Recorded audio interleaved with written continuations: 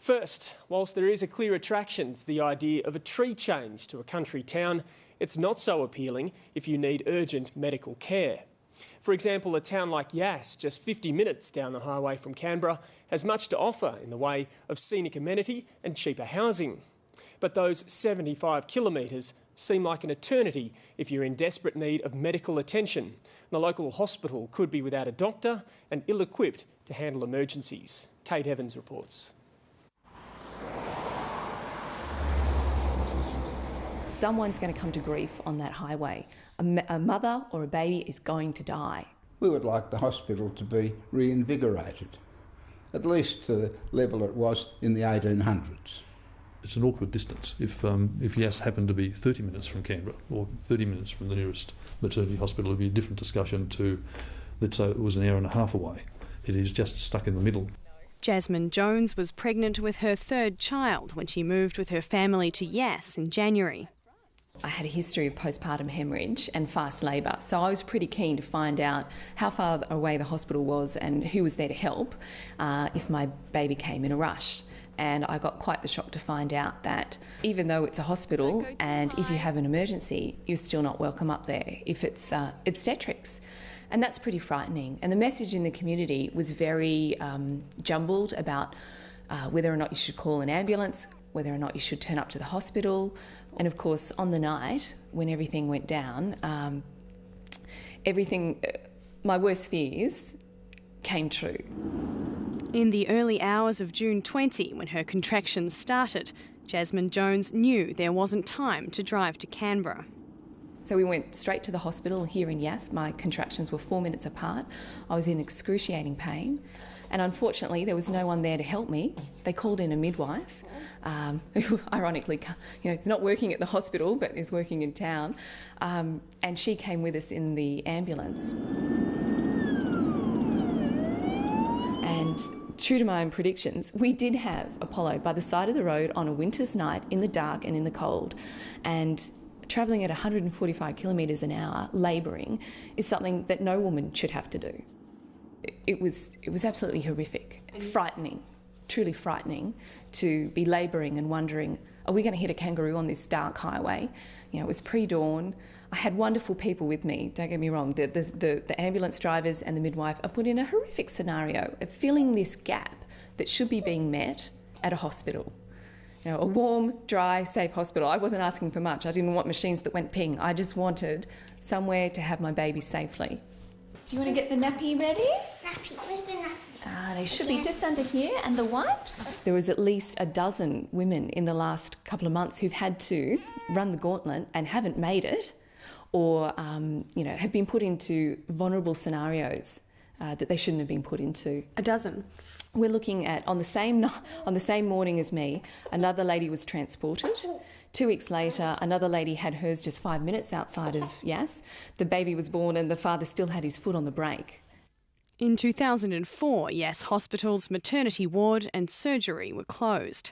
This year, there have been 21 days the hospital has been without a doctor, with local GPs often being advised only the day before there won't be one on site over the weekend.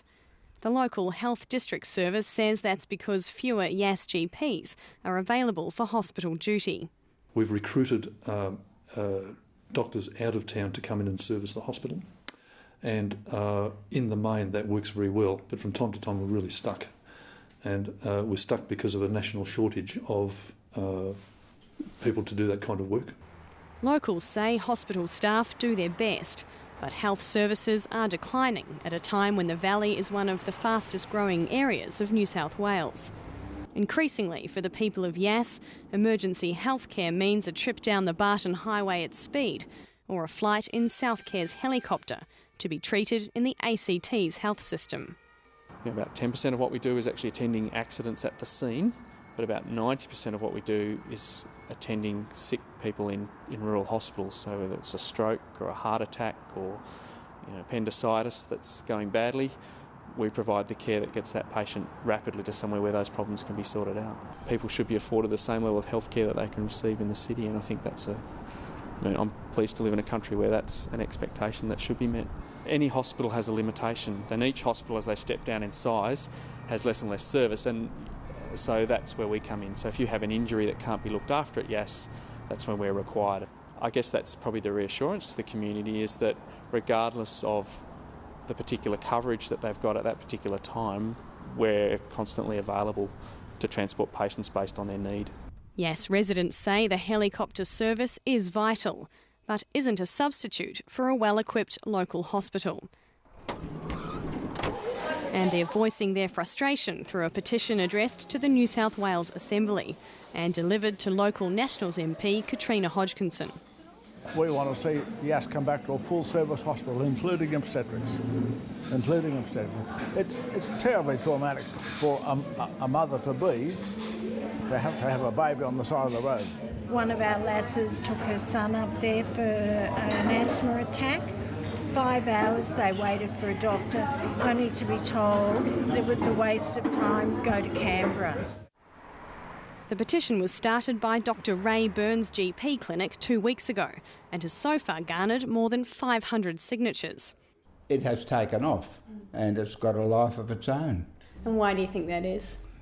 Because the hospital is so integral to the life of the town. Obviously the first thing is we would like them to properly staff the hospital instead of having so frequently, at short notice, no doctor available at the hospital. Last week I had 2 patients who had to go from here to the hospital by ambulance. But there was no doctor there. They did their best. Fortunately, we got away with it. But that's what we did. We got away with it. And this is not good enough. Dr Burns says the uncertainty means his patients sometimes put off seeking treatment. They just don't go. If the hospital's not available, they'll put up with it and wait till morning or something of that nature. Sometimes they do it to their own detriment.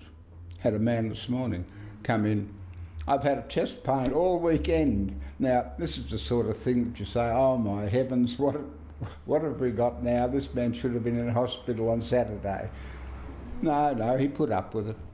I think Yass misses out because it is not electorally powerful.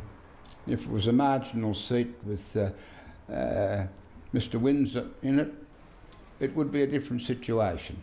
I think to say that Yass has been pointed out as one that's missed out necessarily is ridiculous, because so many country towns right throughout regional New South Wales have been slashed and burned under the former Labor government.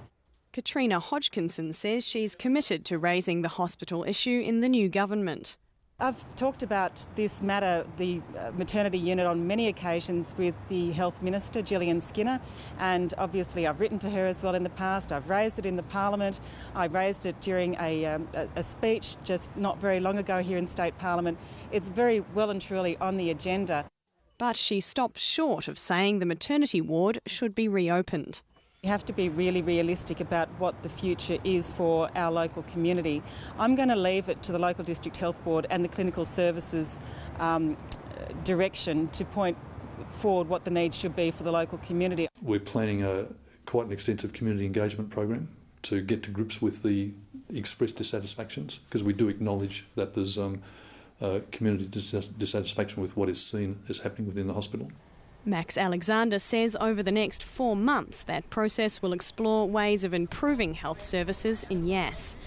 But he says reopening the maternity ward would require hiring a large number of new staff to ensure the hospital could safely cope with obstetric emergencies. At the moment, we have trouble occasionally with providing basic service. So this would be an enormous leap in workforce demand and, by the way, also in dollars to provide that service. So I'm not preempting the outcome of our planning. What I'm pointing out is that it's a difficult prospect to restore it. Other towns seem to be managing their maternity wards with just a handful of quality staff. I mean, looking at places like Parkes and Forbes. I mean, Forbes has half our our birth rates, and they're being promised a new hospital. Parks have been promised just in April that their maternity ward won't close, and they've got a similar birth rate to us. Again, with safety being paramount, we'd have to be very, very careful to modify a full service, given the distance involved. Jasmin Jones says she looks forward to that community engagement. Although baby Apollo arrived safe and sound, she's not going to drop the issue. It's only going to be a matter of time before somebody comes to grief. And I'm so glad that we weren't that statistic, but we could have been. And that's why I'm speaking out, because I so do not want this to happen to another woman.